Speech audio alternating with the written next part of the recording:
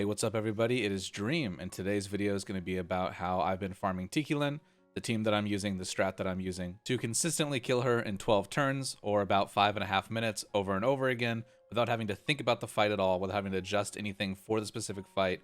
I have a 12 turn set order that I do every single fight, and it basically beats 99% of the RNG in the fight. I think that I've only lost 2 of my last 50 fights against Tiki using this method, so unless someone gets instant on turn 1, or Scarecrow gets blinded/killed right before the end, then the fight is basically guaranteed. Now, as you can see, this isn't really going to be the comp you want to go for on your first clear. This is a very 5-star heavy comp, and of course, including a maxed out Varkin, a way harder cup to complete. So the requirements for this are pretty high, but I wanted to wait to farm Tiki until I got Varkin because I knew that he would make this possible, and that he would make my Tiki farm go down from 20 hours all the way down to a little bit less than 5. I think this will take me to finish off now. But the good news is that I've shaped this into a way where if you do have these units, you don't require any of the awakenings as long as you have Sacred 4 weapons or the equivalent, and good enough accessories to come into the fight with, like the Bravely Fan, and then a few little stat boosts here and there. You do not require any of the level 4 awakening accessories that I've included on my characters in this fight. As you'll see later on when I show the footage, I have very much overkill for this specific strat, but the way that I set it up allows me to not have any really accidents on over damaging Tiki or under damaging the ads.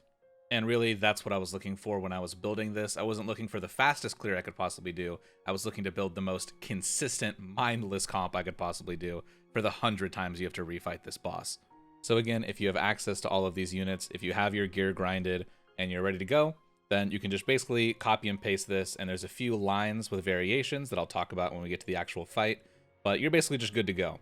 Now, if you do not have all of these units, let's talk about some replacements. Primrose is kind of like a extra fun thing that I added to this comp. Viola works perfectly fine. In fact, it's even safer if you're having some issues with characters getting clipped or killed more often.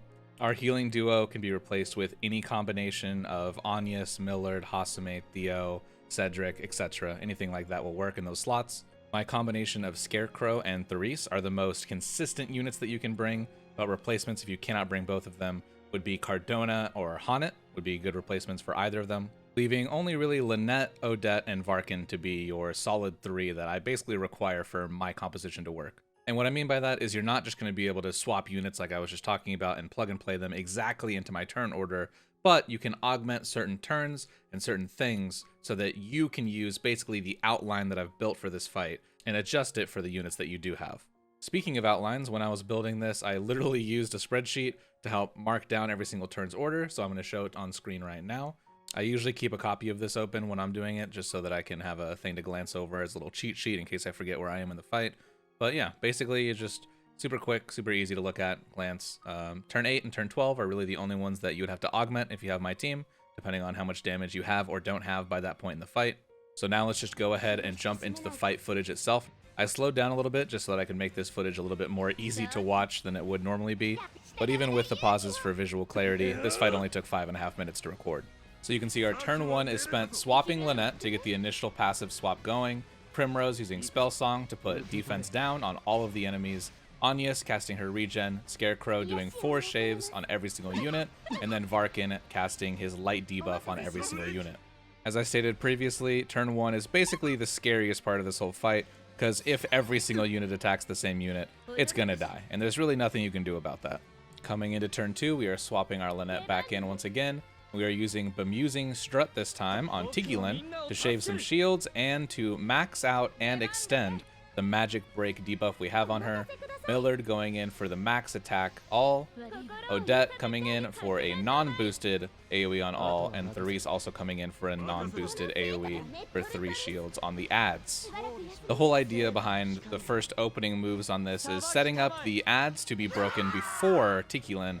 That way when I use my broad AoEs to nuke them down, it's not also doing a ton of damage to Tiki, which is usually the opposite of what you want. Usually you would want as much damage going out as possible, but because we want to skip Tiki's crit phase altogether, we have to manage how much we're doing overall to make sure we stay in that sweet spot. Speaking of sweet spots, I have my team's speed augmented so that exactly my Therese will be the breaker, holding her Awakening 4 accessory, which again isn't necessary, but style points all the same. Because as we come into this turn, we can full boost with everything. Tiki's going to have her shields up, so she's not going to be super vulnerable to it, but the ads are going to get absolutely neutered during this turn.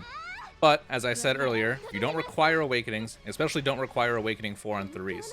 So later on during the ad's second break, that is when you're going to be able to make up that damage if your team does not have it during this one. And then if you watch my other guide videos or my other fights, you'll know that after a break phase where I go super hard, I generally like to go for what I call a safe turn, where I spend times rebuffing, regenning, setting up, all that stuff, making sure that units are going to be safe, they're not going to die, etc, etc. These are the kind of turns that slow down the fight, but they also make it consistent so that RNG is less of a bitch when it comes and hits you in the face. So now we have our light debuff refreshed, we have our regen refreshed, everybody's topped off, and so now on this turn we are going to be using Bemusing on Tiki again to extend her capped out magic defense break. Have Millard go max BP for some extra damage, Scarecrow max BP for some extra damage while he shaves, and then Therese no BP just for some extra shaves. Now we are using Scarecrow's physical attacks to attack into an NPC that is guarding. However, you can augment his HP with extra HP accessories. He's really only there for the shave, but this is still the turn that is the most dangerous for him. You don't want him being blinded, you do not want him being murdered.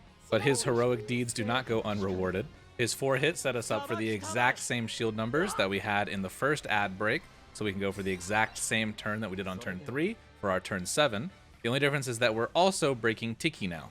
This means we have to manage how much AoE damage we have going out, as to not push her into her crit phase early.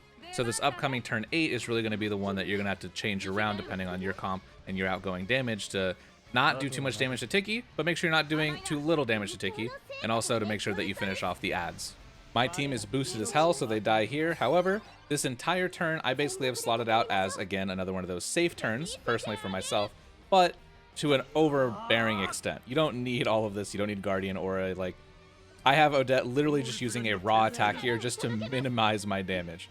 This is a turn where you could do double shot from your Scarecrow into the mobs. You could do a single target Therese nuke on one of them. Whatever you need to do to get your ads dead and your Tiki barely into the yellow. So now that we're here, all that's left is to stay alive and to safely shave those 25 shields down before she goes into her crit phase. That means that we will not be boosting and we'll be doing the minimum amount of damage required just to push her a little bit, but not too far because you do not want going deep into that fan icon, as that is when she will start proccing her crit phase. These two turns are basically identical, besides that one turn is casting regen and one turn is casting a Millard heal.